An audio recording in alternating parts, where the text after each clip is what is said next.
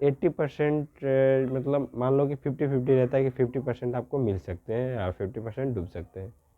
इसमें stock market में common stock में से ना बेच सकता हूँ।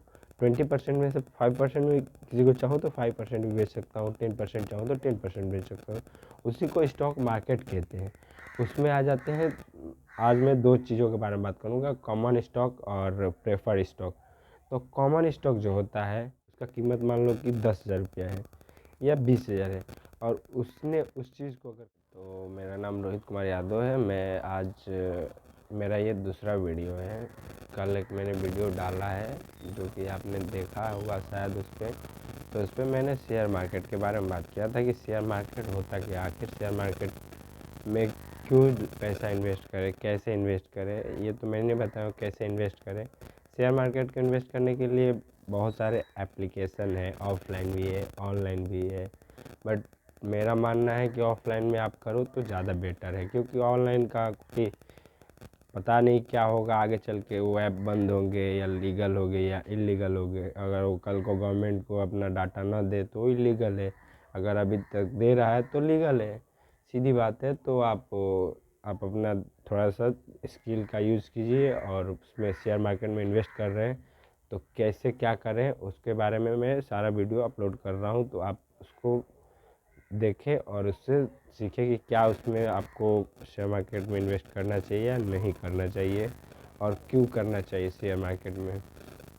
तो आज मैं आप लोगों से वीडियो में बात करूंगा कि स्टॉक मार्केट क्या होता है। तो stock market basically share market का ही दूसरा नाम स्टॉक मार्केट रहता है। जैसे कि मान लो कि शेयर मार्केट में एक कोई मार्केट है तो उसको लेके ही अभी स्टॉक मार्केट है, जिसमें स्टॉक मार्केट में बहुत सारे स्टॉक आ जाते हैं। जैसे कॉमन सामान्य आ जाता है, कॉमन स्टॉक मार्केट हो जाता है, प्रेफर स्टॉक मार्केट हो जाता है, बहुत सारे स्टॉक मार्केट हो जाते हैं। उसके बारे में मैं धीरे धीरे डिटेल में वीडियो बनाता रहूँगा और उसको आप वॉच कर सकते हैं और वीडियो पीछे मेरा देख सकते हैं। तो अभी मैं आज बात कर रहा हूँ कॉमन मतलब सामान्य जो स्टॉक है उसके बारे में, कि कॉमन स्टॉक क्या होता है। अब पहली बात तो आप लोगों को स्टॉक मार्केट बताया तो कि स्टॉक मार्केट एक ऐसी जगह है जहाँ पे आप मान लीजिए कोई कंपनियाँ है, अपनी संविदा मतलब अपना शेयर, आप 1000 है उसका शेयर, 1000 है, मान लो कि 1000 उसका शेयर है, मान लो किसी कंपनी का या आप ही का कोई दुकान है या बेसिकली कोई भी चीज़ है, उसका कीमत मान लो कि 10,000 रुपया है या 20,000 है, और उसने उस चीज़ को अगर खरीद के किसी ने, मान लो कि मैंने आपकी संपत्ति में से 10,000 मतलब 10,000 की संपत्ति, उसमें से मैंने 2,000 रुपये का संपत्ति खरीद ली, तो मैं टोटली 2,000 का मतलब मालिक कहूँगा। उसको मैं स्टॉक मार्केट कह सकते हैं। उसमें आप होल्डिंग कर सकते हैं। अगर मैं उसको, जैसे कंपनी का ग्रोथ होता है और उसको मैं चाहूँ तो उसको, अगर कंपनी का ग्रोथ हो गया 20,000 तो मेरे स्टॉक का जो 2,000 का स्टॉक था उसका दाम हो जाएगा 40,000, क्योंकि मैंने ऑलरेडी 20% का सॉरी क्योंकि ऑलरेडी मैंने उस स्टॉक का 20% खरीद चुका हूँ। इसके वजह से मैं उस कंपनी का 20% का मालिक रहूँगा। बाकी 80% का मैं मालिक नहीं रहूँगा, लेकिन अपना 20% मैं चाहूँ तो किसी को भी बेच सकता हूँ उस कंपनी में। उस कंपनी से किसी को भी मैं शेयर से ना बेच सकता हूँ। 20% में से 5% में किसी को चाहूँ तो 5% भी बेच सकता हूँ, 10% चाहूँ तो 10% बेच सकता हूँ। उसी को स्टॉक मार्केट कहते हैं। उसमें आ जाते हैं, आज मैं दो चीज़ों के बारे में बात करूँगा, कॉमन स्टॉक और प्रेफर्ड स्टॉक।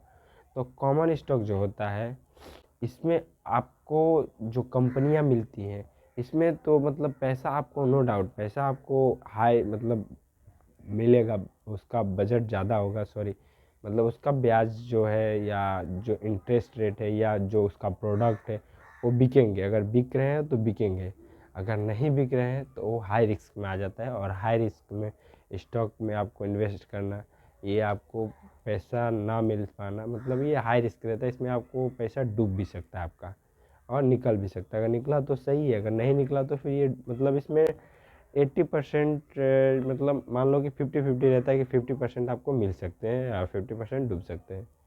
इसमें स्टॉक मार्केट में कॉमन स्टॉक में उसमें आ जाता है प्रेफर्ड प्रेफर स्टॉक मतलब जो पसंदीदा स्टॉक मार्केट होता है, उसमें आपकी कंपनियां जो रहती है वो ओनरशिप को रिप्रेजेंटेड करती है और उसमें वोटिंग का ग्रांटेड नहीं करते वो लोग।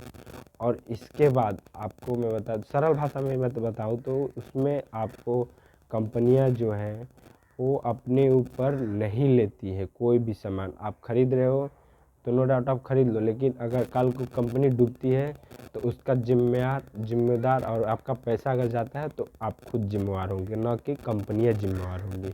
कंपनियां इस पे कोई भी आपको जिम्मेवार नहीं मानेंगी और नहीं होगी, क्योंकि मान लो आप कोई भी सामान खरीद रहे हो तो आप अपने मन से खरीद रहे हो ना कि उस दुकानदार के मन से, या आपको ज़रूरत है तो खरीद रहे हो। अगर आपको ज़रूरत नहीं है तो फिर क्यों खरीदोगे, किस लिए खरीदोगे, क्या मतलब बनता है खरीदने का। इसके वजह से आप उसको स्टॉक खरीद रहे हो तो ये खुद की जिम्मेवारी होगी, और इसमें आपको कंपनियां पैसा रिटर्न नहीं कर पाएंगी। अगर कंपनी डूबती है तो कंपनियां रिटर्न नहीं कर पाएंगी। तो आज मैं आपको स्टॉक मार्केट के बारे में बता दिया हूँ, और ये मैं देखता हूँ कि ये वीडियो थोड़ी लंबी जा सकती है, तो आप थोड़ा इसको स्किप मत कीजिएगा। अगर स्किप करिएगा तो आपकी दिक्कत हो सकती है, क्योंकि ये वीडियो आप लोगों के लिए बना रहा हूँ। तो बहुत सारे ऐसे लोग रहते हैं जो स्टॉक मार्केट के बारे में आपको बताएंगे कि नहीं ऐसे नहीं, ऐसे करो तो सही रहेगा, ऐसे करो तो ऐसे सही रहेगा। और उनके साथ बैठोगे तो आपको लगेगा कि यार ज़िंदगी जीने से अच्छा है स्टॉक मार्केट में इन्वेस्ट कर दें या SIP कर दें। लेकिन अगर SIP करना है तो आप खुद थोड़ा सा एक्टिव रहें, और शेयर मार्केट में अगर इन्वेस्ट कर रहे हैं तो थोड़ा सा एक्टिव आपको रहना पड़ेगा। उसके लिए आपको पर डे देखना पड़ेगा कि आपका शेयर कितना माइनस जा रहा है, कितना गिर रहा है। अभी बजट सत्र चल रहा था फरवरी में, 120 डेज 80 डेज का रहता है, मतलब 28 डेज का रहता है। उसी में आपका महाकुंभ था, तो इसमें लोग सोच रहे थे कि बजट सत्र ख़त्म होगा तो जो भी है आपका पैसा, मतलब स्टॉक मार्केट या शेयर मार्केट बढ़ेंगे, ग्रोथ होंगे। लेकिन ये उल्टा हो गया। क्यों उल्टा हो गया, क्योंकि इतने लोगों ने शेयर मार्केट में इन्वेस्ट कर दिया, इतने लोगों ने शेयर मार्केट में इन्वेस्ट किया कि कोई भी प्रोडक्ट हो, अब आप प्रोडक्ट खरीद रहे हो तो उस प्रोडक्ट को इतना मैन्युफैक्चरिंग कर दिया, इतना मैन्युफैक्चरिंग कर दिए कि उसको खरीदने के लिए भी क्या हो गया, कम पड़ गया आदमी। क्योंकि जो भी अदर कंट्री से आए थे अपने इंडिया में, वो कितने दिन रहे, 28 डेज रहे, या 20 मिनिमम मैक्सिमम 20 डेज रहे महाकुंभ की वजह से, अगर रहे होंगे तो। बाकी तो चले गए, बाकी सब आपका प्रोडक्ट है तो फिर तो ऐसे ही पड़ा रहेगा ना। तो इससे क्या होगा, कंपनी को लॉस हुआ, तो आपका स्टॉक शेयर मार्केट लूज हो गया। तो आशा करता हूँ कि ये वीडियो आपको समझ में आई होगी। अगर नहीं समझ में आई तो कमेंट में कर सकते हैं। तब तक के लिए जय हिंद।